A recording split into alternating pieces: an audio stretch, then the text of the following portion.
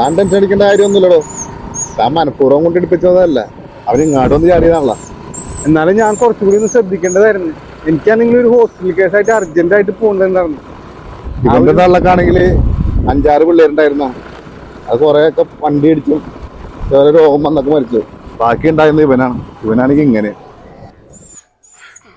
ചേട്ടാ എനിക്ക് സ്കാനിങ് വേണ്ടിട്ട് പറയണ, തലക്കെന്താ പറ്റിയിട്ടെന്ന് പറയണല്ല. സ്കാനിങ്ങിന് എത്ര രൂപ എന്നാണ് അവർ പറഞ്ഞത്? ഇവന്മാര് 10,500 പറയണത്. നമുക്ക് ഗവൺമെന്റ് ആശുപത്രിക്ക് കൊണ്ടുപോയാലോ? ഗവൺമെന്റ് ആശുപത്രിയിലേക്ക് ഇനിയും 5-8 കിലോമീറ്റർ പോകണ്ടേ? അവിടെ വരെ എത്തുമ്പോഴേക്ക് പിന്നെ എന്തെങ്കിലും സംഭവിച്ചു കഴിഞ്ഞാൽ എനിക്ക് പിന്നെ ഇന്ന് കിടന്ന് ഉറങ്ങാൻ പറ്റൂല ചേട്ടാ. ഇതുപോലത്തെ പറഞ്ഞാൽ ഞാൻ വീട്ടിലും വളർത്തുന്നുണ്ട്. ചേട്ടനൊരു എമർജൻസി ആയിട്ട് ഇറങ്ങിയതല്ലേ, ചേട്ടൻ ആ കാര്യം നോക്കിക്കോ. ഇവന്റെ കാര്യം ഞാൻ നോക്കിക്കോളാം. ചേട്ടനൊരു കാര്യം ചെയ്യ്, ഇത് വെക്ക്, എന്നിട്ട് എന്തുണ്ടെങ്കിലും എന്നെ വിളിക്കണം കേട്ടാ.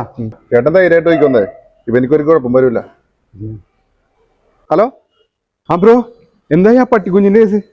അവനൊരു ഇഞ്ചക്ഷൻ കൊടുത്തപ്പോ തന്നെ റെഡിയായി ബ്രോ. ഇപ്പോഴാണ് എനിക്കൊരു സമാധാനമായത്. ബ്രോ കാര്യം എന്തായി? ഓക്കെ, ഇവിടെ എല്ലാം ഓക്കെയാണ്, കുഴപ്പമൊന്നുമില്ല. ശരിയാ.